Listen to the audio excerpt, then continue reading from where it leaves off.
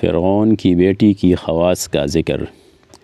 روضۃ الصفا ایک کتاب ہے، اس میں لکھا ہے کہ فرعون کی بیٹی کی ایک خواص تھی جو اس کی کار مختار تھی، اور اس کی کنگھی چوٹی بھی وہی کرتی تھی، اور حضرت موسیٰ علیہ السلام پر ایمان رکھتی تھی، مگر فرعون کے خوف سے ظاہر نہ کرتی تھی۔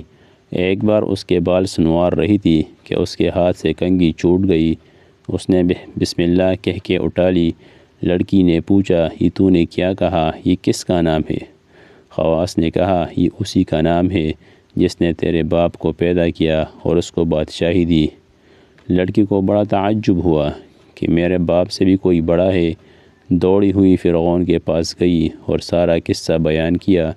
فرعون نہایت غصہ میں آیا اور اس خواص کو بلا کر ڈرایا دھمکایا، مگر اس نے صاف کہہ دیا کہ جو چاہے سو کر، میں ایمان نہ چھوڑوں گی۔ اول اس کے ہاتھ پاؤں میں کیڑے جڑ کر اس پر انگارے اور ببل ڈالی۔